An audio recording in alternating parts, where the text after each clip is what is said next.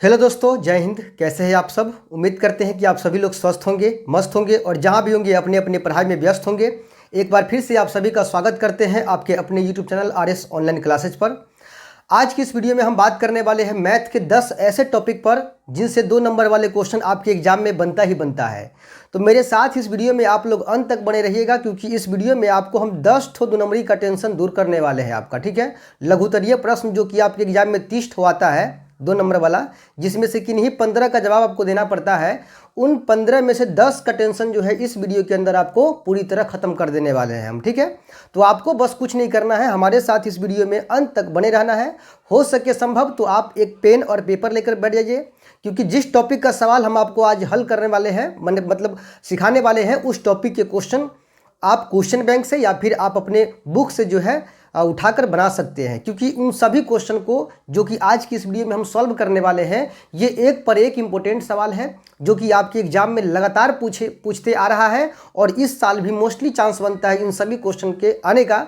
तो आप लोग प्लीज़ इस वीडियो में अंत तक बने रहिएगा। ठीक है, वीडियो को छोड़कर जाइएगा तो आपको पक्का है कि पछताना पड़ेगा। ठीक है, तो चलिए वीडियो को हम शुरू करते हैं। ठीक है, 100% देख लीजिए, यहाँ पे 100% एग्जाम में आने वाला क्वेश्चन है, यानी जो भी टॉपिक इस वीडियो में हम पढ़ाने वाले हैं उनसे एक एक क्वेश्चन जो है आपके एग्जाम में बनने वाला है। ठीक है, वीडियो को लाइक कर दीजिएगा। ठीक है, शेयर कर दिए दोस्तों में, क्योंकि ये जरूरी वीडियो है, ताकि इनसे भी सारे स्टूडेंट का जो है, जितने भी स्टूडेंट हैं कमज़ोर हैं, जिनका मैथ जो है बहुत हेडेक लगता है, उनका जो है प्रॉब्लम सॉल्व हो सके, तो वीडियो को शेयर और लाइक जरूर कीजिएगा। ठीक है, चैनल को अभी तक सब्सक्राइब नहीं किया है तो करके रख लीजिएगा। ठीक है, क्योंकि आज आने वाले समय में भी इस वीडियो मतलब इस चैनल पर जो है आप लोगों को एक पर एक वीडियो मिलने वाला है। ठीक है, तो चलिए हम बिना देरी किए वीडियो शुरू करते हैं। देखते हैं कि आज का हमारा पहला क्वेश्चन क्या है। और ये ऐसे टॉपिक है, पहला क्वेश्चन ही लिए हैं ऐसे टॉपिक से जो कि हर साल एग्जाम में क्वेश्चन बनता ही बनता है। लिख लीजिए कहीं पर इस बात को कि इस टॉपिक से आपके एग्जाम में क्वेश्चन 100% बनेगा ही बनेगा। ठीक है, तो चलिए, यानी इस टॉपिक को हम VVI लगा सकते हैं, ये VVI टॉपिक है। ठीक है, जितने भी क्वेश्चन हम पढ़ाएंगे इस वीडियो के अंदर वो सारा टॉपिक VVI है। ठीक है, आप सीखने का प्रयास करेंगे, रटने का प्रयास नहीं करेंगे, क्योंकि मैथ्स के अंदर जो है आपके डिजिट जो है, जैसे कि हम यहाँ सवाल पढ़ाएंगे 6y² माइनस में 3 माइनस में 7y, तो ऐसा नहीं है कि यहाँ पर डिजिट सहित आपके एग्जाम में आने वाला है, ऐसा नहीं है। ठीक है, डिजिट चेंज करेगा, तो इसीलिए आप कॉन्सेप्ट को समझने का प्रयास करेंगे। जितना समझने का प्रयास करेंगे आपके एग्जाम में उतना ही यूजफुल होने वाला है। ठीक है, रटिएगा नहीं, समझिएगा। ठीक है, चलिए हम समझाते हैं आपको। देखते हैं सवाल हमारा क्या कह रहा है। ठीक है, सवाल हमारा है कि द्विघात बहुपद 6y² माइनस में 3 माइनस में 7y के शून्यकों को ज्ञात कीजिए। इसका शून्यक हमको निकालना है। ठीक है, तो चलिए सबसे पहले यहाँ पर हल लिख लेते हैं, हल। ठीक है, ये एक द्विघात बहुपद है, आपको दिख रहा होगा 6y² माइनस में 3 माइनस में 7y, 6y²। ठीक है, 6y² माइनस में 3 और माइनस में 7y, ये है एक द्विघात बहुपद। इसी का शून्यक निकालना है। शून्यक निकालने का 3 गो तरीका होता है, गुणनखंड विधि, द्विघातीय सूत्र और पूर्ण वर्ग विधि। लेकिन आपको जो मतलब देखिए यहाँ पर सीधा लिखा हुआ है शून्यक को ज्ञात कीजिए। यहाँ पर किसी नियम का नाम नहीं लिया है कि आप गुणनखंड से बनाओ या फिर द्विघातीय सूत्र से बनाओ। ज़्यादातर आपके एग्जाम में पूछता है गुणनखंड विधि से। ठीक है, गुणनखंड विधि से शून्यक निकालिए। ठीक है, और या फिर आपसे पूछ देगा कि द्विघातीय सूत्र से, द्विघातीय सूत्र से।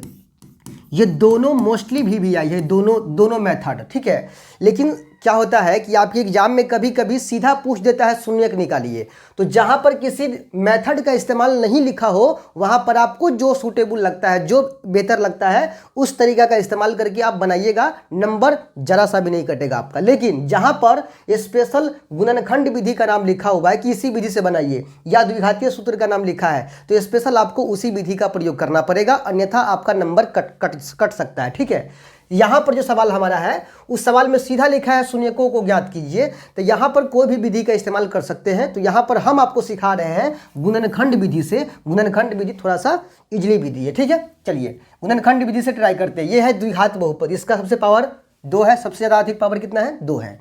तो इसको हम पहले क्या करेंगे? सजाएंगे। द्विघातीय बहुपद को सजाने के लिए एक रूप आता है ax² plus bx plus c। ठीक है, ये द्विघातीय बहुपद का रूप है, यानी सबसे ज़्यादा पावर वाला पद पहले होना चाहिए, उसके बाद उससे कम पावर वाला पद होना चाहिए और सबसे लास्ट में अचर पद होना चाहिए। तो ये सजा हुआ है, पहले इसको देखिए था। यहाँ पर 6y के पावर 2 है, माने पावर 2 वाला पद पहले है, पावर 1 वाला पद बीच में होना चाहिए था, लेकिन पावर 1 वाला पद y की पावर 1 वाला पद लास्ट में है, ठीक है। यानी ये दोनों पद हेर फेर है, तो इसको यहाँ कर देंगे, इसको यहाँ कर देंगे। यानी कहने का मतलब 6y² जितना है वैसे ही रहने देंगे, माइनस में 7y को बीच में ले आएंगे और माइनस में 3 को लास्ट में आने देंगे। अब ये हमारा बहुपद सज गया, ठीक है। सजाने के बाद क्या करेंगे, बराबर देंगे 0, क्योंकि हम निकाल रहे हैं शून्य, ठीक है। बराबर देंगे 0 और 0 देने के बाद क्या करेंगे, 0 देने के बाद हम इसका गुणनखंड करेंगे। गुणनखंड करने का नियम है कि आपको शुरू वाला पद जो लिखा है ना उसको जैसे है वैसे लिख दीजिए, और अंतिम का पद जो लिखा है उसके चिन्ह के साथ जैसे है वैसे लिख दीजिए, ठीक है। और दोनों में गुना कर लीजिए। 6y² में 3 से -3 से गुना करेंगे तो माइनस में 18y² हो जाएगा। अब इसको तोड़ेंगे, 2 नामा 18 और 3 से तोड़ेंगे 3 तिया 9, 2 गुना 3 गुना 3, और y² को तोड़ेंगे तो क्या होगा, y गुना y हो जाएगा। अब बीच में लाना कितना है वो देख लीजिए, माइनस में 7y। अब इस टूटे हुए में से 2 ऐसा ग्रुप बनाइए जिसको जोड़ने पर या फिर घटाने पर, 2 ऐसा ग्रुप बनाइए जिनको जोड़ने पर या फिर घटाने पर, ठीक है। बीच वाला माइनस में 7y आना चाहिए, माइनस में 7y आना चाहिए, ठीक है। चलिए देखिए हम ऐसे कर लेते हैं, 3 तिया 9 और 2 को रखते हैं अलगे। 9 में से 2 चला जाएगा तो कितना बचेगा, 7 बचेगा। देखिए जोड़ने पर नहीं हो रहा है तो घटाने पर होना चाहिए, और घटाने पर नहीं हो रहा है तो जोड़ने पर होना चाहिए। अगर जोड़ने पर होगा तो फिर घटाने पर नहीं होगा, अगर घटाने पर होगा तो फिर जोड़ने पर ना होगा, यही नियम है। अभी 3 तिया कितना हो गया, 9 हो गया, तो 9 को अलग रखिए और ये 2 को अलग रखिए। अब जोड़िएगा तो 11 होगा, लेकिन घटाइएगा ना 9 में से 2 को तो 7 बच जाएगा, ठीक है। तो यहाँ पर घटाने पर काम बन रहा है। 2 को y है तो 1 को 2 के साथ लगा दीजिए y, और 1 को y लगा दीजिए 9 के साथ। अब जो लाना है 7y वो माइनस में लाना है, तो ज़्यादा वाले को माइनस में करिएगा और कम वाले को प्लस में, तब ना -9 को y में से +2 को y चला गया तो माइनस से बचे 7 को y। अब इन दोनों पद को यहाँ बीच में लाके सेटिंग कर दीजिए, इन दोनों पद को यहाँ सेटिंग कर दीजिए। क्या है, +2y है, माइनस में 9y है। अब इन दोनों पद में से आगे पीछे आप कर सकते हो, माइनस में 9y पहले कर दो, प्लस में 2y को बाद में कर दो, ठीक है, ऐसा हो सकता है। चलिए -9y को पहले कर दिए और प्लस में 2y को बाद में कर दिए, ठीक है, इस तरह से कर दिए हम, ठीक है। अब क्या करना है, अब यहाँ टोटल कितने पद हो गए, देखिए 1 2 3 4 पद हो गया। अब इन 4 पद में से क्या करना है, शुरू के 2 पद को अलग करके कॉमन लेना है और लास्ट के 2 पद को मतलब अलग करके कॉमन लेना है, ठीक है। देखिए शुरू के 2 पद कौन कौन सा है, देखिए शुरू के 2 पद आपका ये दोनों पद हैं और अंतिम 2 पद ये है। इन दोनों में से कॉमन लीजिए। कॉमन का मतलब ऐसा नंबर ढूंढिए जो दोनों पद को काट दे, ऐसा नंबर ढूंढिए जो दोनों पद को काट दे। देखिए 3 से 6 भी कटेगा, 3 से 9 भी कटेगा, तो 3 कॉमन ले सकते हैं। फिर y यहाँ पर भी है, y यहाँ पर भी, यानी y से ये भी कटेगा ये भी कटेगा, तो y भी कॉमन ले सकते हैं। अब 3 से 6 को काट देंगे तो 2 बार में कटेगा, 2 बचेगा। y से y² को काटेंगे तो 1 y बच जाएगा, क्योंकि यहाँ पावर 2 है। प्लस माइनस माइनस 3 से काटेंगे 9 को 3 बार में कटेगा, y से y को काट सकते हैं, ठीक है, ब्रैकेट बंद, प्लस का चिन्ह। अब इन दोनों पद में से कॉमन क्या लेंगे, अभी सोचिए कोई ऐसा नंबर ढूंढिए जो इन दोनों पद को काटता हो। अभी यहाँ पर हमारे सामने कोई ऐसा नंबर नहीं है सिवाय 1 के, क्योंकि 1 से तो दोनों कट जाएगा ना। तो जब कोई नंबर ना मिले तो हम सीधा 1 कॉमन ले सकते हैं, सीधा 1 कॉमन ले लेंगे। 1 से काटेंगे 2y को तो 2y, और फिर प्लस माइनस माइनस 1 से काटेंगे 3 को तो 3 बचेगा, ठीक है। अब बराबर में 0। अब यहाँ गौर से आप देखिएगा तो यहाँ पर आपका जो है दोनों घर बराबर दिख रहा होगा। इसके अंदर में देखिए ब्रैकेट के अंदर में बराबर दिख रहा है ना, ये बराबर आ गया तो समझिए कि यहाँ तक आप जो काम किए हैं वो पूरी तरह से 100% प्योर है, ठीक है। अब उसके बाद क्या करना है, इन दोनों घर को, यहाँ 2 घर में है ना, ये दोनों जो है 2 घर में है, तो इसको एक ही घर में डाल दीजिए। 2y क्या है यहाँ पे, 2y माइनस में 3 है, और बाहर वाला जो है ना 3y + 1, 3y + 1, इसको कर दिए एक घर में, ठीक है, एक घर में। अब बराबर 0 लगते आएगा, ठीक है। अब यहाँ पर जरा ध्यान समझिएगा, इतना काम करने के बाद आपको क्या करना है, ये 0 आपको जो दिख रहा है ना लास्ट वाला, लास्ट में 0 लगा है बराबर, ठीक है। अब उसके लास्ट में जो घर है 2 वो समझ लीजिए क्या है, ठीक है। 1 मिनट हुआ, ये इसको जरा साफ कर लेते हैं। देखिए आपको यहाँ पर जो घर दिख रहा है, 2 घर दिख रहा है ना यहाँ पे, एक घर यहाँ पे है और एक घर यहाँ पे है, और दोनों के बराबर 0 है, ठीक है। तो इसको हम अलग अलग कैसे लिखेंगे, तो यहाँ लिखेंगे यदि, ठीक है, लास्ट में यहाँ तक छोड़ देना है आपको। यदि इस घर के बराबर 0 है, मतलब 2y - 3 के बराबर 0 है, तो यही 0 इस घर के बराबर भी होगा, मतलब 3y + 1 के बराबर भी यही 0 हो जाएगा, ठीक है। अब यहाँ से y का मान निकाल लीजिए, यहाँ से भी y का मान निकाल लीजिए, ठीक है। तो 2y - 3 को उधर ले जाएंगे तो +3 हो जाएगा, ठीक है। फिर y का मान निकालेंगे तो 2 को भी उधर भेजना पड़ेगा, ये 3 जना कहते हैं ना 2 गुना में ही इधर आ गया, बट्टा के नीचे आ गया, ठीक है। यानी y का जो मान निकल के आया वो क्या निकल के आया 3/2 यहाँ पे, और यहाँ से अगर निकालते हैं तो 3y को इधर ही रखिए, 1 को उधर ले जाइए माइनस में 1, अब y बराबर -1/3, ठीक है। एक y का मान ये निकल गया, ठीक है। तो कहने का मतलब है कि ये द्विघातीय बहुपद था और इसमें 2 शून्यक होता है, तो यही 2 शून्यक हम निकाल दिए। तो इस प्रकार से शून्यक निकाला जाता है, ठीक है। तो ये रहा आपका प्रोसेस तरीका, गुणनखंड विधि से बनाकर दिखाया है। अगर गुणनखंड विधि कहेगा तो इस तरह से बनाइएगा, नहीं तो सीधा कहेगा शून्यक निकालिए, तब भी आप इसी तरह से बनाइएगा, ठीक है। उम्मीद करते हैं कि आपको चीज़ समझ में आया होगा, ठीक है। चलिए बढ़ते हैं अगले सवाल की ओर, देखते हैं इसका क्वेश्चन नंबर क्या है अगला। देखिए आज का ये पहला क्वेश्चन जो कि मोस्टली इंपॉर्टेंट सवाल है, एकदम MVVI सवाल सब है। जो भी क्वेश्चन लेके आया है वो सारा का सारा क्वेश्चन एग्जाम में लड़ने वाला क्वेश्चन है, ठीक है। ऐसे टॉपिक का सवाल उठाए हैं जो टॉपिक आपके एग्जाम में 100% आएगा ही आएगा, उन टॉपिक से सवाल, ठीक है। क्वेश्चन है कि सिद्ध करें कि 2√3 एक अपरिमेय संख्या है, ठीक है। एक अपरिमेय संख्या वाला क्वेश्चन सिद्ध करने वाला तो पूछेगा ही पूछेगा आपके एग्जाम में। कभी कभी क्या होता है कि यहाँ पर जो लिखा है ना अपरिमेय संख्या सिद्ध करने का, यहाँ पूछ देता है कि सिद्ध करें कि ये संख्या जो है एक परिमेय, ठीक है, परिमेय संख्या देखिए लिख देगा नहीं है, मतलब बात वही है आपका, ठीक है। सिद्ध करके दिखाइए कि ये जो है ना, ये तो जानबे करते कि अपरिमेय है, लेकिन ये बात प्रूव करना है, और इसी बात को अपरिमेय ना दे के कह देगा परिमेय संख्या ना है, ये प्रूव कीजिए। अरे भाई परिमेय ना है तब अपरिमेय है ना, अपरिमेय प्रूव करना है, ठीक है। चलिए इसका तरीका आपको हम सिखाते हैं कि किस प्रकार से अपरिमेय संख्या को सिद्ध किया जाता है। देखिए अपरिमेय संख्या में आपको 3 तरह के सवाल देखने को मिलता है अक्सर, देखिएगा तो जैसे एक तो मिलेगा आपको इस तरह का सवाल √2, √5, √3, ये सिंगल संख्या जो कि रूट के अंदर है, इस तरह की संख्या अपरिमेय संख्या सिद्ध करने वाला। एक मिलेगा आपको बट्टा वाला, 1/√2, ठीक है, 2/√3, ठीक है, 5/√7, इस तरह के सवाल मिलेगा आपको बट्टा में अपरिमेय संख्या सिद्ध करने का। एक मिलेगा प्लस माइनस में 3 + √2, ठीक है, 5 - 2√3, इस तरह का सवाल प्लस माइनस में जो है लगा हो, ऐसा सवाल मिल जाएगा। और एक मिलेगा इस तरह का गुना में, ठीक है, जैसे कि 2√3, ठीक है, 5√7, 4√5, इस तरह का सवाल मिल जाएगा आपको अपरिमेय संख्या सिद्ध करने वाला, ठीक है। तो जब इस तरह का क्वेश्चन आपको मिलेगा अपरिमेय संख्या सिद्ध करने का, तो याद रखिएगा ये दोनों जो क्वेश्चन है ना, ये वाला दोनों टाइप के सवाल को हम एक ही तरीका से बनाते हैं, ये दोनों टाइप के सवाल को, ठीक है, और इन दोनों को एक टाइप से बनाते हैं, ठीक है। तो चलिए अभी सवाल हमारा किस में से है, इसमें से है, इस वाले सवाल में से है, तो इसमें से हम आपको बनाते हैं। सवाल क्या है 2√3, सवाल है 2√3, और ये अपरिमेय संख्या है, ये बात प्रूफ करके साबित करके दिखाना है। तो चलिए साबित करने के लिए सबसे पहले यहाँ पर क्या करेंगे, ये जानते हैं कि अपरिमेय संख्या है, लेकिन हम एक गेम खेलेंगे इसके साथ। गेम क्या खेलेंगे, इसको मान लेते हैं कि भाई तू अपरिमेय नहीं है बल्कि परिमेय है। देखिए अपरिमेय सिद्ध करना है, लेकिन अपरिमेय सिद्ध करने के लिए मान लेते हैं कि ये अपरिमेय नहीं बल्कि परिमेय संख्या है, ठीक है। पहला काम यही करना है आपको। सबसे पहले यहाँ लिखेंगे सिद्ध करने के लिए, ठीक है, सिद्ध करने के लिए माना कि, ठीक है, माना कि क्या माने 2√3 एक परिमेय संख्या है, एक परिमेय संख्या है, ठीक है। ऐसा हम मान लिए कि ये एक परिमेय संख्या है।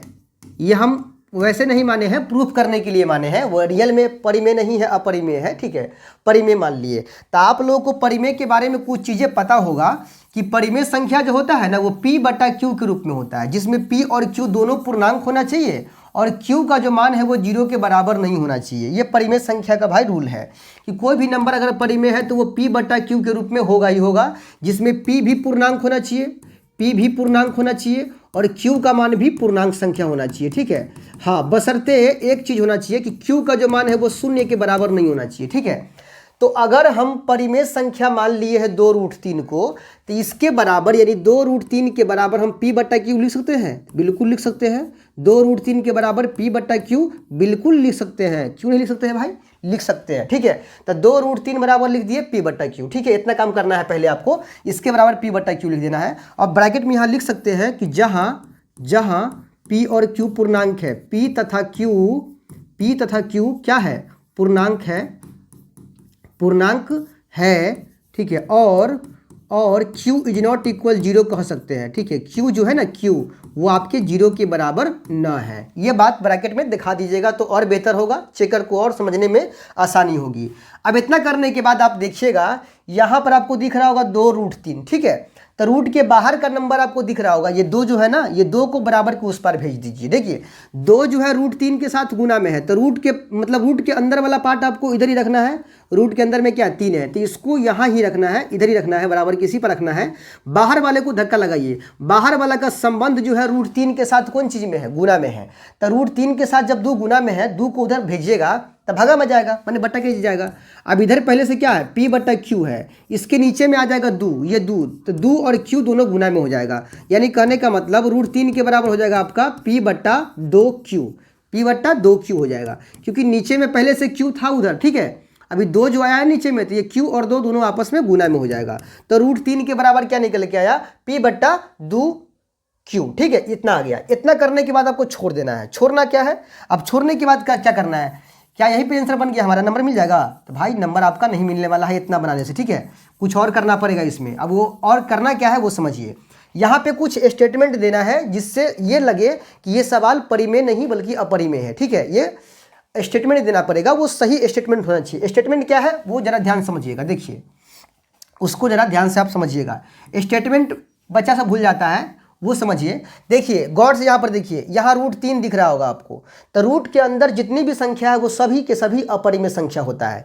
तो √3 जो है एक अपरिमेय संख्या है, ठीक है। और यहाँ जो दिख रहा होगा आपको P/2Q, ये एक परिमेय संख्या है। कैसे, तो यहाँ देख लीजिए P/Q के रूप में परिमेय होता है, जहाँ पर P और Q दोनों पूर्णांक होता है। तो यानी P की जगह पर और Q की जगह पर कोई भी पूर्णांक संख्या रखिएगा तो वो परिमेय संख्या ही बन के आएगा। यानी कहने का मतलब ये एक परिमेय संख्या है और ये क्या है, ये एक अपरिमेय संख्या है। और यहाँ पर दोनों क्या दिख रहा है, बराबर दिख रहा है। तो अंकगणित कहता है कि जब भी कोई परिमेय संख्या एक अपरिमेय संख्या के साथ में होगा तो वो दोनों बराबर नहीं हो सकता है। कभी भी परिमेय संख्या अपरिमेय के बराबर नहीं हो सकता है, लेकिन यहाँ पर तो एक अपरिमेय संख्या एक परिमेय के बराबर दिख रहा है। इसका मतलब है कि हम जो यहाँ पर माने हैं ना कि ये एक परिमेय संख्या है, ये हमारी मान्यता गलत है, ठीक है। अतः ये जो है 2√3 ये एक अपरिमेय संख्या है। ये सारी बातें स्टेटमेंट में लिखना पड़ेगा, तब जाकर आपका नंबर जो है श्योर आ पाएगा, ठीक है। यहाँ सबसे पहले यही लिखेंगे √3 के बारे में। √3 कौन संख्या है, अपरिमेय संख्या। बोले हैं ना ये √3 अपरिमेय संख्या, तो यहाँ लिखेंगे चूंकि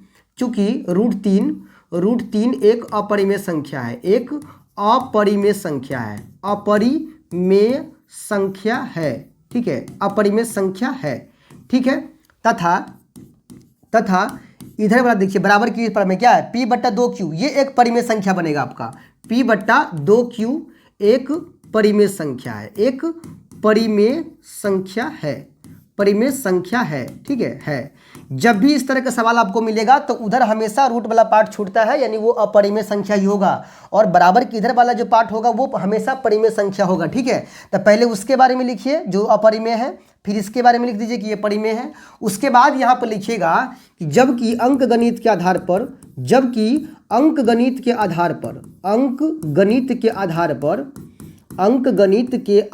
पर, ठीक है, आधार पर जो परिमेय संख्या होता है, परिमेय संख्या जो होता है वो किसके बराबर नहीं होता है, अपरिमेय संख्या के। अपरिमेय संख्या यानी परिमेय संख्या इज नॉट इक्वल यानी बराबर नहीं होता है किसकी, अपरिमेय संख्या के, ठीक है। यानी हमारी कल्पना गलत है, यानी हम जो माने हैं ना कि ये एक परिमेय संख्या है, ये मानना हमारा गलत है, यानी हमारी कल्पना गलत है, कल्पना गलत है, ठीक है, गलत है, ठीक है। अतः हम कह सकते हैं कि 2√3 एक अपरिमेय संख्या ही है, ठीक है, अपरिमेय संख्या है, ठीक है, अपरिमेय संख्या। देखिए हम जो मान लिए हैं इसको परिमेय, ये हमारा मानना गलत है। अरे भाई हम गलत मानबे किए थे ना, ये तो प्रूफ करने के लिए माने थे, हम भी जानते थे कि यह परिमेय संख्या है, लेकिन प्रूफ करने के लिए मान लिए थे, ठीक है।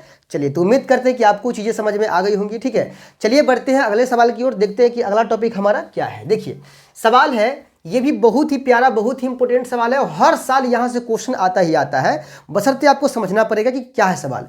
सवाल है कि समीकरण युग्म का मतलब जोड़ा होता है, ठीक है। समीकरण युग्म है x - 2y = 0 तथा 3x प्लस 4y माइनस 20 बराबर 0, इसको हल कीजिए। अब ये आपका है तीसरा लेसन का क्वेश्चन, ठीक है, जिसमें दो चर वाले रैखिक समीकरण युग्म है।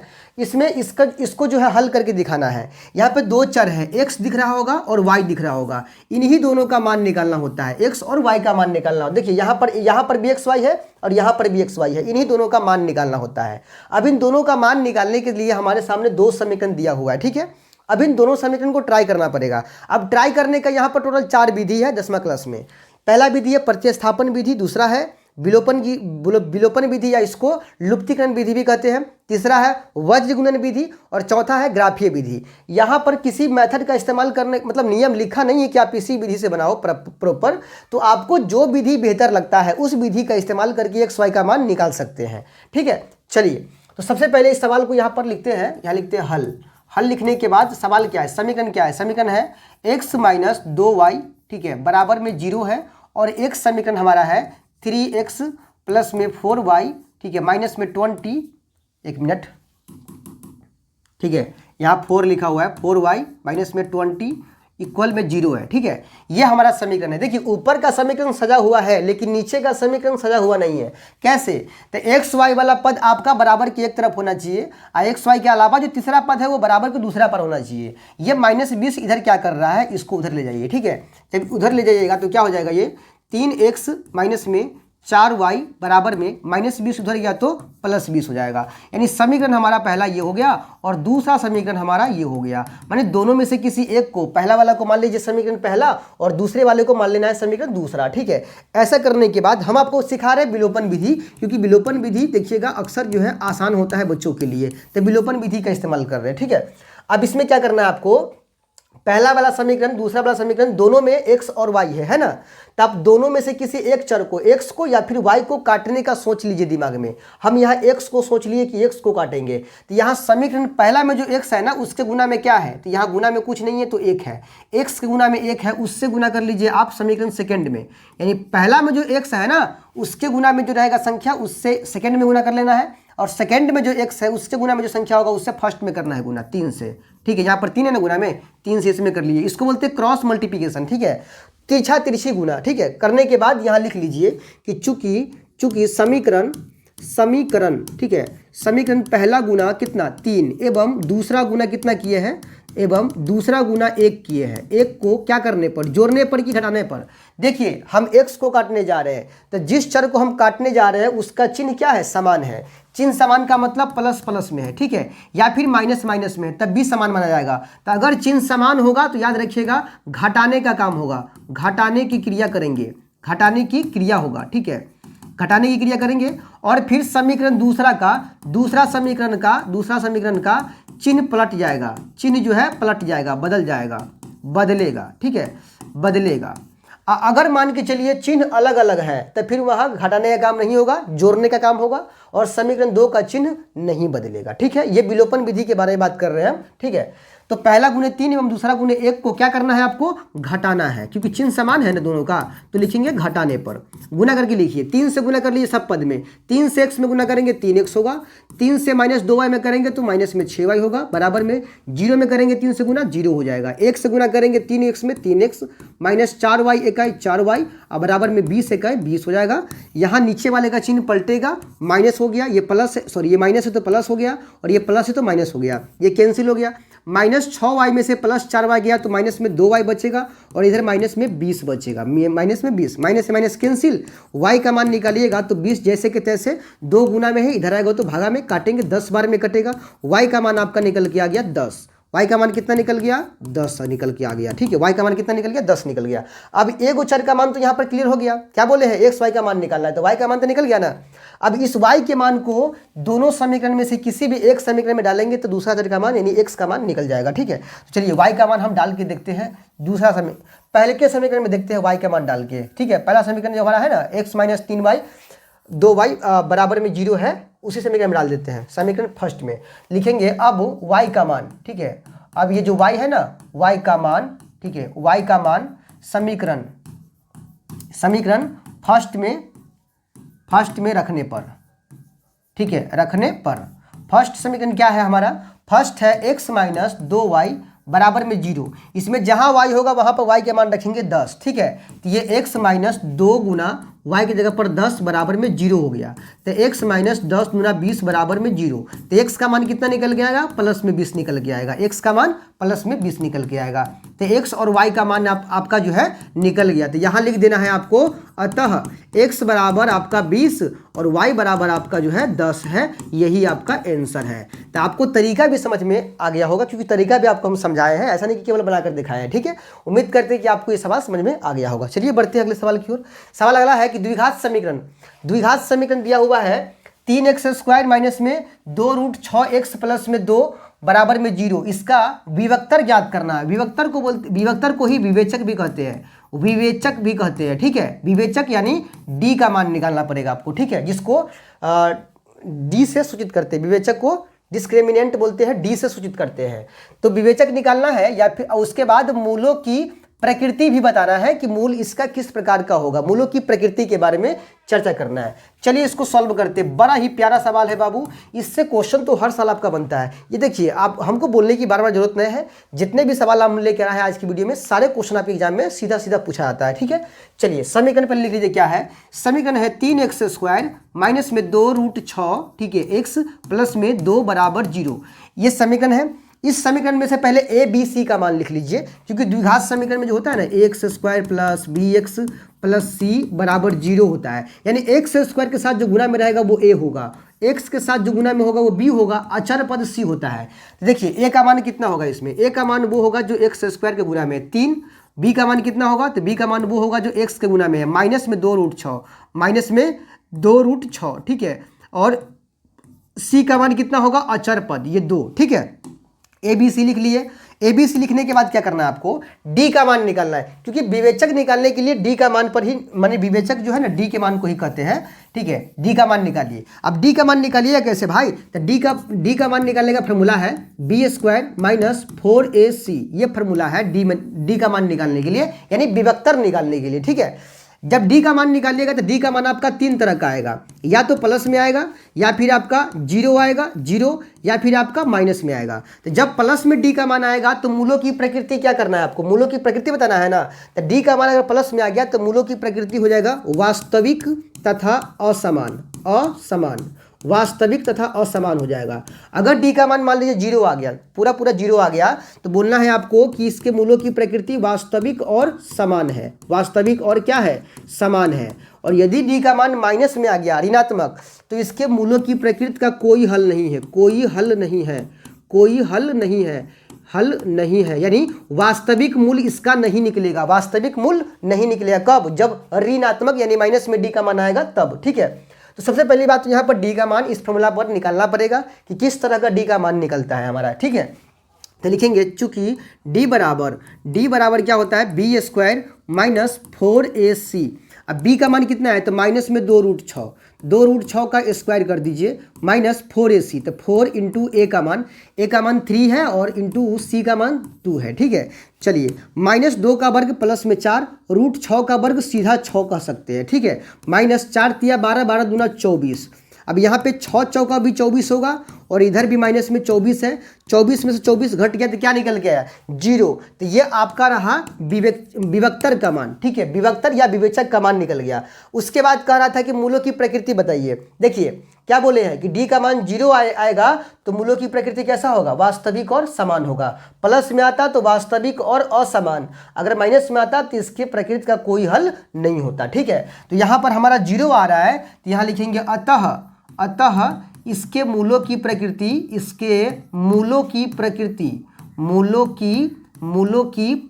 जो है, प्रकृति कैसी है? तो मूलों की प्रकृति आपका जो है वास्तविक, ठीक है, वास्तविक तथा समान होगा। क्या होगा? वास्तविक तथा समान है, ठीक है। तो इस तरह से आपको बतलाना है मूलों की प्रकृति के बारे में। पहले तो आपका विवेचक निकालना पड़ेगा, उसके बाद मूलों की प्रकृति बताना है, ठीक है। तो उम्मीद करते हैं कि आपको चीज़ें समझ में आ गई होगी। अगला सवाल देखिए। सवाल अगला है कि 0 और 50 के बीच की विषम संख्याओं का योग निकालिए। 0 और 50 के बीच जितने भी विषम संख्या है सबको जोड़ना है आपको। देखिए 0, 1, 2, 3, 4, 5, 6, 7, 8, 9, 10 इस प्रकार से बढ़ते बढ़ते कहाँ तक जाता है? 50 तक जाता है संख्या, 0 से 50 तक।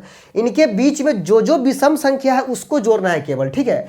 देखिए सब विषम थोड़े ना है, विषम का मतलब होता है जो संख्या 2 से न कटता हो, 2 से न कटे, ठीक है, 2 से नहीं कटता हो। तो इसमें सब ऐसा थोड़ी ना कि 2 से नहीं कटने वाला है। देखिए जैसे जिसमें 1 2 से नहीं कटेगा, फिर 3 2 से नहीं कटेगा, 5 2 से नहीं कटेगा, 7 2 से नहीं कटेगा, 9 नहीं कटेगा। तो ऐसे ऐसे नंबर को ही जोड़ना है जो कि 2 से नहीं कटता है। तो आपको पता होना चाहिए कि 0 से 50 के बीच टोटल नंबर कितना होता है? 50 को होता है। तो टोटल नंबर 50 को होता है। आपको दिख रहा होगा कि एक के बाद एक विषम संख्या है। देख लीजिए, एक को छोड़ छोड़ के विषम संख्या आ रहा है। तो 50 में अगर एक खून को छोड़ छोड़ के विषम संख्या आ रहा है तो आधा छूट जाएगा इसी ना, एगो छोड़िएगा एगो पकड़िएगा, एगो छोड़िएगा एगो पकड़िएगा। तो 50 को में 25 को छोड़िएगा तो 25 को पकड़िएगा, ठीक है। 25 को छोड़ के 25 पकड़ना पड़ेगा ना। तो विषम संख्या कितना हुआ? यही 25 को, जो 25 को पकड़िएगा वही 25 को विषम संख्या हुआ 0 से 50 के बीच, ठीक है। इन्हीं 25 संख्या को जोड़ना है आपको, ठीक है। चलिए 0 और 50 के बीच विषम संख्या, पहले यहाँ पर लिख लीजिए, चूंकि 0 और 50 के बीच, 0 और 50 के बीच, ठीक है, 50 के बीच विषम संख्याएं, ठीक है। विषम संख्याएं कौन कौन सी है वो लिख लीजिए पहले। विषम संख्याएं 0 50 के बीच आपका हो जाएगा 1 हो जाएगा, ठीक है, 3 हो जाएगा, 5 हो जाएगा, 7 हो जाएगा, 9 ... 50 के बीच, लास्ट 50 तो विषम है नहीं क्योंकि 50 2 से कटने वाला है। तो 50 से बैक आइए, 49 आपका 2 से नहीं कट रहा है, ठीक है। लास्ट होगा आपका 49, ठीक है, 49 होगा। अब यही सबको जोड़ना है। बताइए ए का मान कितना होगा? ए बोलते हैं पहला पद को, 1 हो गया। और डी का मान होता है A2 - A1। ये है आपका 5वां लेसन, AP लेसन का क्वेश्चन है, ठीक है।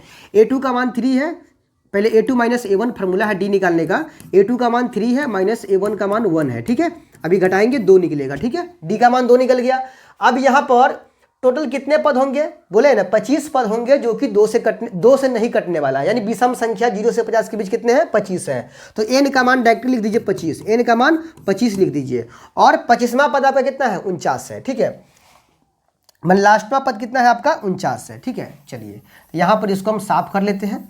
और यहाँ पर हमको सबको जोड़ना है ना, सबका योग निकालने के लिए कर रहा है। तो यहाँ पर सीधे योगफल का फॉर्मूला लगाएंगे, योगफल का फॉर्मूला लगाएंगे, ठीक है। यहाँ पर लिखेंगे कि चूंकि SN बराबर n/2 इंटू A + AN। ये क्यों लगाए? AN कहाँ से आएगा भाई? तो ये लास्ट का जो 49 है ना, यही हमारा AN का मान होगा 49, ठीक है, 49 हो जाएगा, ठीक है। चलिए n का मान कितना है? तो n का मान अभी निकाले हैं 25, n का मान 25। तो n का मान 25 बराबर n/2 है तो 25/2 हो जाएगा, ठीक है। इंटू a का मान तो आपका 1 हो जाएगा। और a का मान 1 हो गया, प्लस में an का मान 25, an का मान आपका 49 है। तो यहाँ पर 49 लिख दीजिए, यानी 1 + 49, ठीक है, हो गया ये। अब यहाँ पे 25/2 इंटू 49 और कितना होगा? 50 बाहर आ गया, 2 से काटेंगे 50 को 25 बार में। अब 25 इंटू 25 गुना करेंगे तो कितना होगा? 625 होगा। यानी योगफल जो हुआ 0 और 50 के बीच विषम संख्याओं का वो 625 निकल के आ गया, ठीक है। तो बहुत ही आसान क्वेश्चन है। वैसे भी AP जो है टेंशना चैप्टर लगता है विद्यार्थी को, लेकिन आपको जो हम बताए हैं बड़े ही ईजी तरीका से बताए हैं और तोड़ तोड़ के समझाए हैं, ठीक है। उम्मीद करते हैं कि आपको ये क्वेश्चन भी समझ में आ गया होगा, ठीक है। चलिए अगला सवाल देखिए। सवाल है कि यदि 5 cot A बराबर 3 तो 5 sin A - 3 cos A बट्टा 5 sin A + 3 cos A का मान ज्ञात कीजिए। देखिए ये सवाल देखने में आपको बड़ा टफ लग रहा होगा, लेकिन आपको जो अभी हम बताएंगे तरीका वो आपके दिमाग में सीधा सीधा उतर जाएगा और आप भी ऐसे सवाल को जो है झटपट में बनाकर आइएगा, ठीक है। चलिए हम यहाँ पर सबसे पहले इसको बनाते हैं। क्या लिखेंगे? हल, ठीक है। हल लिखने के बाद दिया हुआ है क्या? दिया है 5 cot A बराबर 3 का मान, और इस सब का मान हमको निकाल कर कह रहा है बताने के लिए, ठीक है। तो यहाँ पर लिखेंगे चूंकि दिया हुआ है, तो यहाँ क्या दिया हुआ है? यहाँ पे तो यहाँ जो दिया है वो दिया आपका है 5 cot A बराबर 3 दिया हुआ है, ठीक है। अब इसमें से अगर आप cot का मान निकालिएगा, cot A का मान निकालिएगा, तो इधर से 5 को भेजना पड़ेगा ना। तो ये 3 है उधर पहले से, 5 गुना में इसके साथ है, इधर लटक जाएगा, नीचे में आ जाएगा, ठीक है। तो cot A का मान कितना निकल गया? 3/5 निकल गया। अब कॉट ए बराबर एक फार्मूला होता है, कॉट ए बराबर फार्मूला होता है, कॉट ए है ना, ये अपने अंदर दो चीज को रख ले है। कौन कौन चीज को रख ले है? तो अपने अंदर रखे हुआ है कॉस ए बट्टा साइन ए को, कॉस ए बट्टे साइन ए को रखे हुआ है, ठीक है। यानी कॉट ए जो है अपने अंदर साइन ए बट्टे सॉरी कॉस ए बट्टे साइन ए को रख ले है। तो हम क्या करेंगे, उन दोनों को निकालेंगे। कॉट ए के अंदर जो कॉस बट्टा साइन है ना, इसको लिख लेंगे यहाँ पे, कॉस ए बट्टा साइन ए यहाँ पर लिख लेंगे, ठीक है। इसके बराबर में 3/5 हो गया। यानी कहने का अर्थ हुआ कि कॉट ए बराबर 3/5 है, यानी कॉस का मान इसमें, कॉस का मान आपका 3 निकल गया और साइन का मान आपका 5 निकल गया, ठीक है। कॉस बट्टा साइन होता है कॉट के बराबर, तो कॉट के नीचे लिखे कॉस बट्टा साइन, यानी कॉस का मान 3 और साइन का मान 5 निकल गया, ठीक है। तो यहाँ पर कॉस का मान आपका 3 निकल गया, साइन का मान 5 निकल गया, इतना करके छोड़ देना है। अब मान किसका निकालना है, उस भाई साहब को यहाँ लिख लीजिए। मान निकालना है हमको, अब हमको मान जो निकालना है वो निकालना है 5 साइन ए, 5 साइन ए, ठीक है, फिर minus 3 cos A, 3 cos A बट्टा के नीचे 5 sign A, 5 sign A plus 3 cos A का मान निकालना है। बात समझ में आ गया? चलिए इसमें क्या करना है आपको, जहां जहां साइन दिख रहा है वहां पर साइन का मान जो 5 निकाले वो डाल देना है, और जहां जहां कॉस दिख रहा है वहां पर कॉस का मान आपको 3 डाल देना है, ठीक है। यहां लिखा है 5 साइन ए, तब 5 रखिए, अब गुना में है यहाँ पर तो गुना दीजिए, और साइन ए का मान जो अभी निकाले हैं 5, ये ताज़ा मान है तो 5 रखिए, माइनस 3 गुना कॉस की जगह पर क्या रखिएगा, कॉस का मान ये 3, ठीक है 3। नीचे की बात किया जाए तो 5 साइन है, तब 5 गुना साइन की जगह पर यही वाला 5 हो जाएगा, 5 हो जाएगा। अब प्लस का चिन्ह यहाँ पर है, फिर 3 कॉस है तो 3 गुना कॉस का मान आपका 3 हो जाएगा, ठीक है। अब यहाँ पर जहाँ ध्यान से जहाँ देखिएगा, यहाँ गुना कर लीजिए, यहाँ भी गुना कर लीजिए, यहाँ पर भी गुना और यहाँ पर भी गुना, 5 पच्चे हो जाएगा 25, 25 माइनस 3 तिया 9, नीचे में 50 25, ठीक है, अब प्लस में 3 तिया 9। अब 25 में से 9 को घटाएंगे 16 बचेगा, कितना बचे 16, और 25 में 9 को जोड़ेंगे तो आपका हो जाएगा 25 5 30 4 34, यानी 16 बट्टा आपका 34 निकल गया। अब इसको यहाँ से हम कैंसिल नहीं काट सकते हैं, ठीक है, 2 8 16, 17 दूना 34, यानी 8/17 आपका जो है वो राइट आंसर, करेक्ट आंसर निकल के आ गया, ठीक है। तो इस तरह से आप आसानी पूर्वक से इस तरह के क्वेश्चन को बना सकते हो, ठीक है। तो उम्मीद करते हैं कि आपको ये क्वेश्चन भी समझ में आ गया होगा बहुत ही आसानी पूर्वक से, और इस तरह के जितने भी सवाल आपको मिलेगा उस सभी को इसी तरीके से आप ट्राई कीजिएगा, बनाइएगा, 100% आपका आंसर सही होगा, ठीक है। चलिए बढ़ते हैं अगले सवाल की ओर।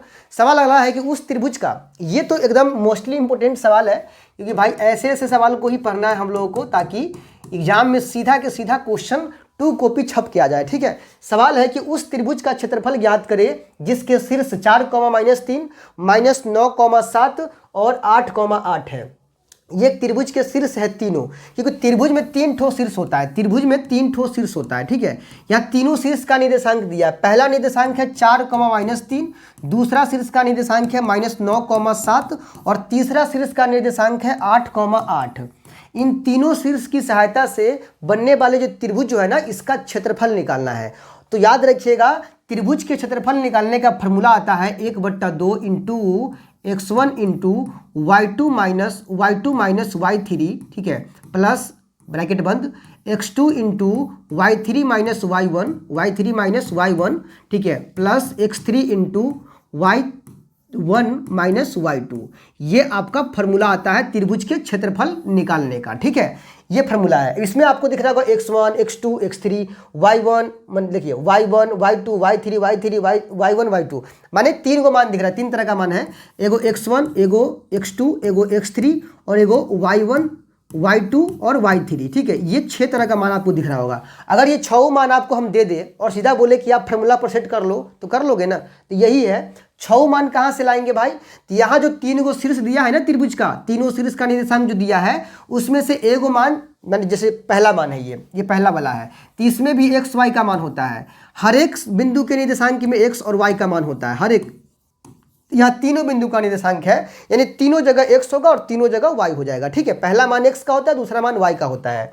अब ये पहला वाला है तो यहाँ इसको बोल देंगे, देखिए 3 3 को x हो गया, 3 3 को y हो गया, तो इसीलिए पहला वाले को 1 1 कर दीजिए, माने x1 y1, दूसरा वाले को 2 2 कर दीजिए और तीसरा वाले को 3 3 कर दीजिए। तो इस प्रकार से x1 y1 x2 y2 x3 y3 पूरा मान यहीं से निकल जाएगा। ठीक है, तो चलिए ये रहा आपका थोड़ा बेसिक, क्योंकि आपको सिखाना है ना हमको, ताकि एग्जाम में आप जो है बढ़िया से बना पाए। चलिए पहला बिंदु का जो निर्देशांक है उसमें x और y का मान है ना, चलिए x का मान कितना है, ये पहला वाला x का मान है 4 और y का मान -3। तो x को क्या मान लिए है, पहला वाला में x1 मान लिए है और y को क्या मान लिए है, y1 मान लिए। ठीक है, तो पहला वाला में कितना हो गया, 4 हो गया ये x का मान और y का मान -3 हो गया, इसको हम 1 1 मान लिए। अभी दूसरा वाला में x2 y2, x2 पहला वाला -9, ठीक है -9, और y2 का मान जो हो गया आपका वो दूसरा वाला 7 हो गया। ठीक है, अब तीसरा वाला में से हमको x3 y3 मिल जाएगा, तीसरा वाला 8,8 है, तो x3 का मान हमको निकालना है तो वो कितना हो जाएगा, 8 हो जाएगा, और y3 का मान अगर निकालना है तो ये भी 8 हो जाएगा। ठीक है, ये मान निकल गया। अब निकालने के बाद अब सीधा सीधा फार्मूला पर हम बैठाएंगे, त्रिभुज के क्षेत्रफल का फार्मूला जो है ना ये सब बैठाएंगे हम। ठीक है, लिखेंगे कि इसीलिए त्रिभुज का क्षेत्रफल बराबर त्रिभुज का क्षेत्रफल बराबर 1/2 into x1 into y2 minus y3 plus में x2 इंटू, ठीक है, x2 into y3 minus y1। ठीक है, सूत्र यहाँ पर लगाएंगे, पहले यहाँ लिखेंगे प्लस में x2 into y3 minus y1 plus में x3 into y1 minus y2, ये आपका फार्मूला हो गया। ठीक है, फार्मूला हो गया। अब सबतर मान माने जहाँ जो है ना उस सब का मान यहाँ पर रखिए, 1/2 इंटू x1 है तो x1 का मान कितना है, 4 है तो 4 रखिए, ब्रैकेट है तो ब्रैकेट, y2 का मान है 7 रखिए, माइनस y3 का मान 8 है तो 8 रखिए। ठीक है, प्लस का चिन्ह, x2 का मान ये माइनस में आपका 9 है तो प्लस माइनस आएगा, इसीलिए इसको ब्रैकेट में रखिए -9, फिर इंटू है तो इंटू y3 का मान 8 है, 8 माइनस y1 का मान -3 है, तो यहाँ पर फार्मूला वाला माइनस है और y1 का मान भी माइनस में, तो माइनस 2 आएगा तो प्लस में हो जाएगा 3, यहाँ पर प्लस में 3 ब्रैकेट बंद, प्लस का चिन्ह। x3 का मान कितना है तो वो आपका 8 निकल गया, 8 है तो 8 रखिए, ब्रैकेट y1 का मान है आपका -3 तो -3 कर दीजिए, और माइनस का चिन्ह, y2 का मान है आपका 7 तो 7 रख दीजिए, ब्रैकेट बंद हो गया। ठीक है, अब क्या करना है, अब पहले काम करना है आपको ब्रैकेट के अंदर काम करना है। ठीक है, ब्रैकेट के अंदर यहाँ पर पहले काम कर लीजिए, 1 मिनट, यहाँ पर पहले आप काम कर लीजिए। ठीक है, यहाँ पर काम कर लीजिए, फिर यहाँ कर लीजिए काम, और फिर यहाँ कर लीजिए काम। ठीक है, पहले ब्रैकेट के अंदर काम कीजिए, 1/2 इंटू ये 4 बाहर में है गुना, अंदर में -8 में से +1 गया तो माइनस में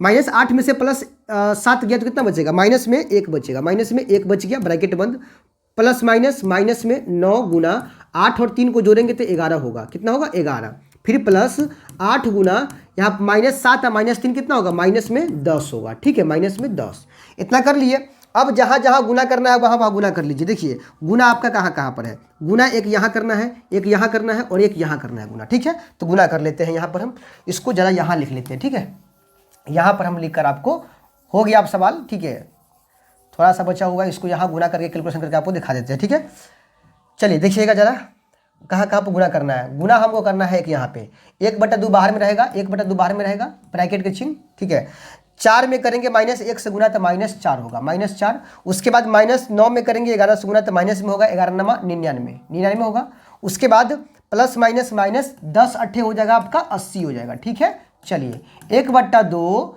अब सबको जोड़ लीजिए, -80 और -4, माइनस में 84 होगा, माइनस में 84 को और साथ में माइनस में 99 को जोड़ लेते हैं। ठीक है, चलिए 99 और 4 कितना होगा, 103 हो जाएगा, 103 में जोड़ेंगे 80 को तो 183 होगा, तो गुना में हो जाएगा माइनस में 183, कितना होगा 183 होगा। ठीक है, अब यहाँ 2 से इसको हम काट सकते हैं, 2 9 18 पॉइंट में कटेगा, 2 एकाई 2 पॉइंट 2 पंचे 10। ठीक है, 91 पॉइंट कितना आ गया, 91.5, वो भी माइनस में आया। तो आपको पता होना चाहिए कि माइनस में क्षेत्रफल नहीं निकलता है, इसीलिए इसी मान को पॉजिटिव में मान लेंगे 91.5। ठीक है, 5 है यहाँ पे। तो ये रहा आपका त्रिभुज का क्षेत्रफल, जो कि बहुत ही इंपॉर्टेंट, बहुत ही प्यारा सवाल है, और आपके एग्जाम में अक्सर हर साल क्वेश्चन ये रिपीट होने वाला सवाल है। ठीक है, तो उम्मीद करते हैं कि आपको ये तरीका, ये कॉन्सेप्ट समझ में आया होगा। ठीक है, चलिए आपको अगला सिखाते हैं। आपको अगला टॉपिक क्या है, अगला सवाल है कि यदि तीन सिक्कों को एक साथ उछाला जाता है तो तीनों पर एक ही परिणाम आने की प्रायिकता क्या होगा। ठीक है, ये आपका हो गया 15वां लेसन, जो कि प्रायिकता चैप्टर है ना, उस लेसन से क्वेश्चन आ गया है। ठीक है, तीन सिक्का है। देखिए, एक सिक्का में टोटल 2 पहलू होते हैं। एक सिक्का में 2 पहलू, 2 के पावर 1 परिणाम, यानी 2 परिणाम। पता होगा आपको, एगो हेड होता है, एगो टेल होता है। एगो हेड होता है और एगो टेल होता है। 2 सिक्का अगर है तो 2 सिक्का के अंदर कितने परिणाम बनेंगे, तो 2 के पावर 2 परिणाम, बोले तो 4 परिणाम बनेगा। ठीक है, और वो 4 परिणाम अलग अलग होगा, जैसे हेड हेड, ठीक है, टेल टेल, या हेड टेल, या टेल हेड, ये अलग अलग 4 परिणाम बनेंगे। ठीक है, 2 सिक्का को साथ में फेंकेंगे, उछालेंगे तब। वहीं अगर 3 सिक्का है तो 3 सिक्का में टोटल परिणाम बनेंगे 2 के पावर 3, बोले तो 8 परिणाम बनेंगे, और ये 8 परिणाम अलग अलग होंगे। जैसे पहले आ गया हेड हेड हेड, तीनों पर हेड आ गया। उसके बाद समझिए, उसके बाद तीनों पर टेल आ गया, तीनों पर टेल आ गया। ठीक है, ये 2 परिणाम हो गया। उसके बाद हेड हेड टेल, माने इधर से 2 पर हेड आ गया, इधर से टेल आ गया, या फिर इधर से टेल आ गया और इधर के दोनों पर हेड आ गया। 4 परिणाम हो गया। अब देखिए, अब या तो आपका बनेगा टेल टेल हेड, माने इधर 2 टेल, इधर एगो हेड। अब वही हेड इधर कर दीजिए और इधर में 2 टेल कर दीजिए, दोनों टेल इधर कर दिए। अब 2 परिणाम ये भी हो गया। उसके बाद हेड टेल हेड, माने बीच में टेल रखिए, दोनों बगल से हेड रखिए। उसके बाद टेल हेड टेल, तो ये टोटल आपके 8 परिणाम बनते हैं 3 सिक्का को एक साथ में उछालने पर, और ये 8 अलग अलग परिणाम बनते हैं। ठीक है, सवाल क्या पूछा है कि यदि 3 सिक्के को एक साथ उछाला जाता है तो तीनों पर एक ही परिणाम आने की प्रायिकता क्या होगी।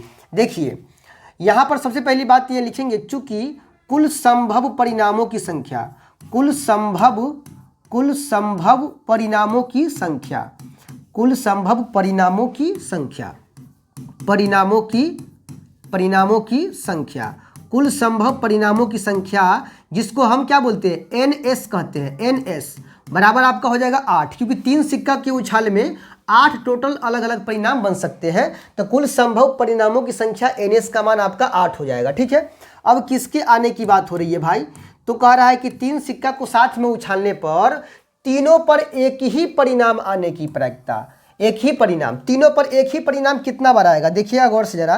तीनों पर एक जैसा क्या बार आएगा, तीनों पर एक जैसा, देखिए तीनों पर एक जैसा है कि ना है, तीनों पर सेम है कि ना है, तीनों पर यहाँ सेम है कि ना है ना, 2 बार हुआ। अब ऐसा कोई परिणाम खोज के बताइए हमको जिसमें तीनों पर सेम हो, तीनों पर सेम होना चाहिए, नहीं है। 2 पर टेल, एगो पर हेड, इधर 2 पर टेल, एगो पर हेड, 2 पर हेड, एगो पर टेल, 2 पर टेल, एगो पर हेड, माने तीनों पर सेम परिणाम केवल और केवल 2 ही बार बन के आ रहा है। इसीलिए यहाँ लिखेंगे माना कि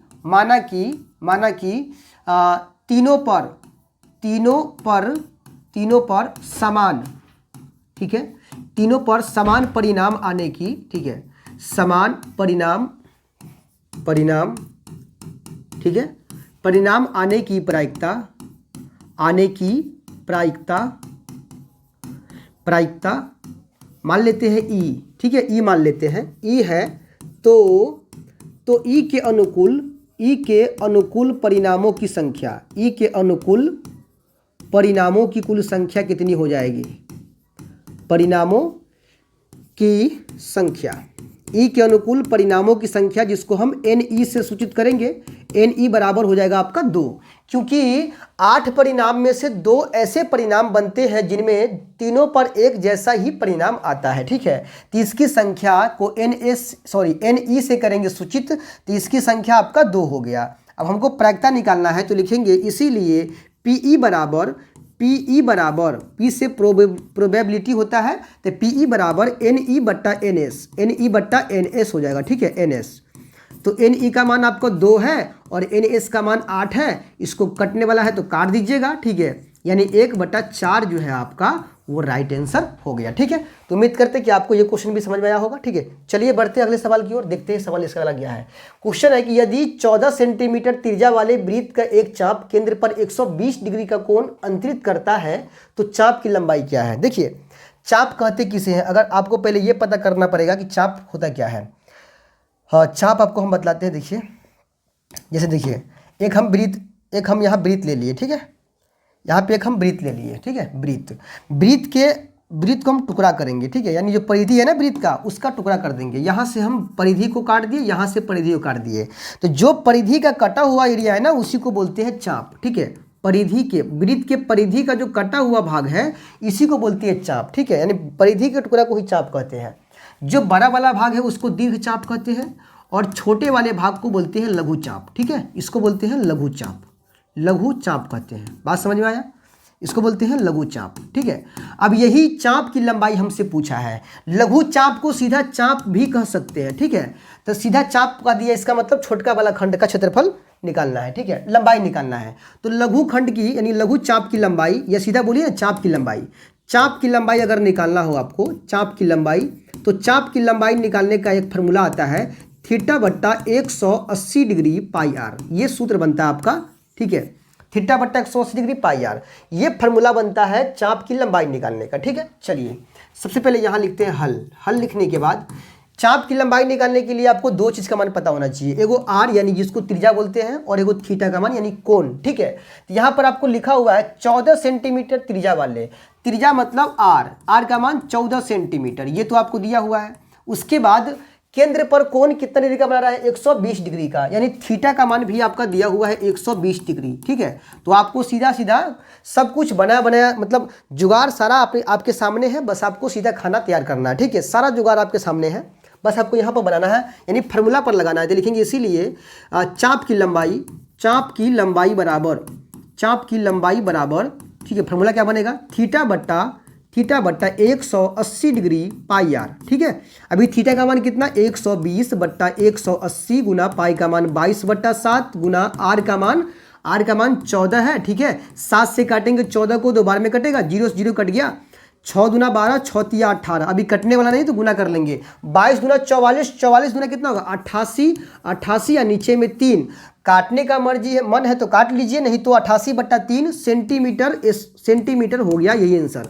तो 88/3 सेंटीमीटर हो गया हमारा आंसर चाप की लंबाई, ठीक है। देखिए कितना आसान तरीका से आपको समझाया है।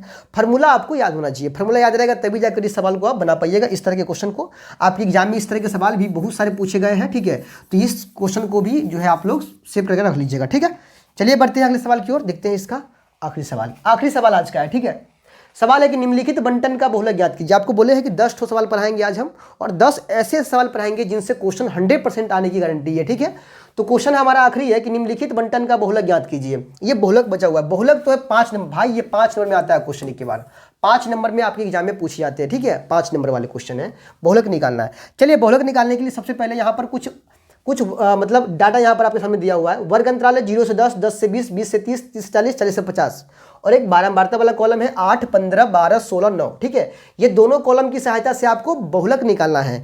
याद रखिएगा बहुलक निकालने का एक फार्मूला आता है, बहुलक निकालने का फार्मूला आता है, ठीक है। फार्मूला तो भाई मैथ में रीढ़ की हड्डी है, उसको तो याद करना पड़ेगा। बहुलक बराबर होता है L plus F1 minus F0 बट्टा 2F1 minus F0 minus F2 into आई। ये फार्मूला आता है आपके बहुलक निकालने का, ठीक है, ये वाला फार्मूला। इसी फार्मूला पर सेटिंग करके हम बहुलक निकालेंगे। बहुत ही प्यारा, बहुत ही आसान सवाल आपके सामने है। चलिए बनाते हैं। सबसे पहले यहाँ लिखेंगे हल। हल लिखने के बाद यहाँ पर हम इस पूरे डाटा को ना ऐसे लिखेंगे, डाटा को ऐसे सजाएंगे हम। एक कॉलम ले लेंगे, ठीक है, एक तरफ लिखेंगे वर्ग अंतराल, एक तरफ लिखेंगे वर्ग अंतराल, और एक तरफ लिखेंगे बारंबारता, एक तरफ लिखेंगे बारंबारता, ठीक है। याद रखना है, एक तरफ बारंबारता, एक तरफ वर्ग अंतराल। वर्ग अंतराल कहाँ से कहाँ तक है? पहला वाला देखिएगा जरा, पहला वाला है 0 से 10, तो यहाँ लिखेंगे 0 से 10, उसके बाद 10 से 20 है तो 10 से 20 लिखेंगे, उसके बाद 20 से 30 है तो 20 से 30 लिखेंगे, फिर 30 से 40 है तो यहाँ 30 से लिखेंगे 40, फिर 40 से 50 है तो यहाँ 40 से लिखेंगे 50, ठीक है। ये हमारा वर्ग अंतराल। बारंबारता वाला डाटा क्या क्या है? तो वो 8 है, 15 है, 12 है, उसके बाद 16 है, और आखिरी 9 है। ये बारंबारता का डाटा है, ठीक है।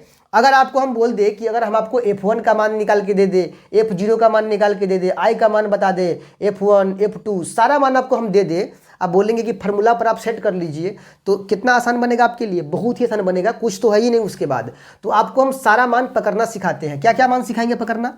आपको हम सिखाएंगे L का मान पकड़ना, आपको हम सिखाएंगे F0 का मान पकड़ना, आपको हम सिखाएंगे F1 का मान पकड़ना, F2 का मान पकड़ना, I का मान पकड़ना सिखा देते हैं। यही सब तो है इसमें, बस यही मान है ना पूरा 5 गो, तो 5 गो मान दे देंगे तो आराम से निकल लीजिएगा। ठीक है, चलिए हम पहले पकड़ना शुरू करते हैं। ध्यान समझिएगा यहाँ पर, यहीं पे मेन चीज़ है इसका। ठीक है, बारंबारता में आना है, आपको सबसे बड़ा मान ढूंढना है। बारंबारता का सबसे बड़ा मान ये है, तो जो सबसे बड़ा मान है वही हमारा F1 का मान होता है। बात समझ में आ गया? F1 का मान, बारंबारता का सबसे बड़ा मान जो होगा वो हमारा F1 का मान होगा। उसके जस्ट ऊपर में आइएगा, ऊपर में देखिएगा, जस्ट ऊपर में, तो ये हमारा F0 का मान होता है, F0 का मान।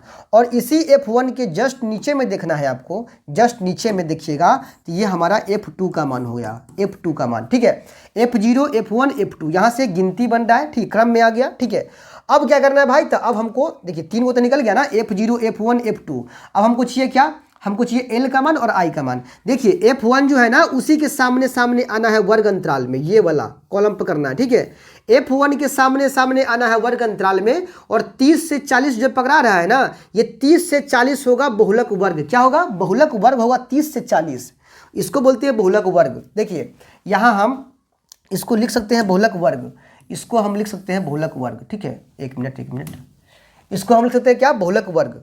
ठीक है, क्या लिखेंगे, बहुलक वर्ग। किसको? 30 से 40 को लिखेंगे बहुलक वर्ग, बहुलक वर्ग, बहुलक वर्ग, बहुलक वर्ग हमारा होगा 30 से 40, 30 से 40, बहुलक वर्ग 30 से 40। कैसे पकड़ेंगे बहुलक वर्ग? तो जो F1 के सामने सामने वाला होगा ना डाटा वर्ग अंतराल का, वही हमारा होता है बहुलक वर्ग। और इसमें जो निम्न सीमा है ना 30, नीचे वाला सीमा, छोटा वाला नंबर, ये हमारा L का मान होता है। तो L का मान कितना हो जाएगा? 30 होगा। इसमें 30 से 40 वर्ग अंतराल है, इसमें का जो निम्न सीमा है 30, यही हमारा L का मान। F1 का मान, पहले F0 कितना है 12, F1 का मान कितना है 16, और F2 का मान कितना है 9। ठीक है, इतना सारा मान आ गया। I का मान का मतलब क्या होता है भाई, वर्ग अंतराल की लंबाई कितनी है, 0 से 10, 10 से 20, 20 से 30, 30 से 40। आपको डिफरेंट कितने का चल रहा है पता, 10 का डिफरेंट, वही हमारा I होता है 10। ठीक है, अब सीधा सीधा फार्मूला पर सेटिंग करना है और गुना भाग करके आपको आंसर निकाल देना है। चलिए बहुलक का फार्मूला लगाते हैं, यहाँ पे बहुलक का लगाते हैं फार्मूला, जो लिखे थे ना, इसको लगाते हैं, यहाँ पे सेटिंग करते हैं। ठीक है, लिखेंगे यहाँ पे कि इसीलिए बहुलक बराबर, ठीक है, बहुलक बराबर, इसीलिए बहुलक बराबर, बहुलक बराबर, बहुलक बराबर L plus F1 minus F0 बट्टा 2F1 minus F0 minus F2 गुना में I। ठीक है, यह आ गया फार्मूला। अब मान रखिए, पहले L आता है, तो L का मान कितना है आपका, L का मान यहाँ देखिए 30 है, तो यहाँ पर रखिए 30। ठीक है, प्लस देखिए एक बट्टा खींच लीजिए, ऊपर में F1 माइनस F0, F1 का मान कितना है, तो वो 16 है, तो 16 रखिए, माइनस F0 का मान कितना है, तो 12 है, तो 12 रखिए। नीचे में 2F1, तो 2 इंटू F1 का मान कितना है, तो वो 16 है, तो 16 2F1 हो गया, माइनस F0 है, F0 का मान 12 है, फिर माइनस F2 है, F2 का मान 9 है। ठीक है, और फिर गुना में I है, गुना में I है, तो I का मान कितना है, तो वो आपका 10 है। ठीक है, चलिए अब ये 30 प्लस बड़का बट्टा 16 में से 12 गया तो 4 बचेगा, नीचे गुना करेंगे, 16 गुना कितना होगा 32, माइनस 9 और 12 कितना होगा 21 हो जाएगा, और गुना में 10। ठीक है, चलिए अब ये 30 प्लस 4 बट्टा कितना बचेगा, 32 में से 21 चला गया तो कितना बचेगा 11 बचेगा, गुना में 10।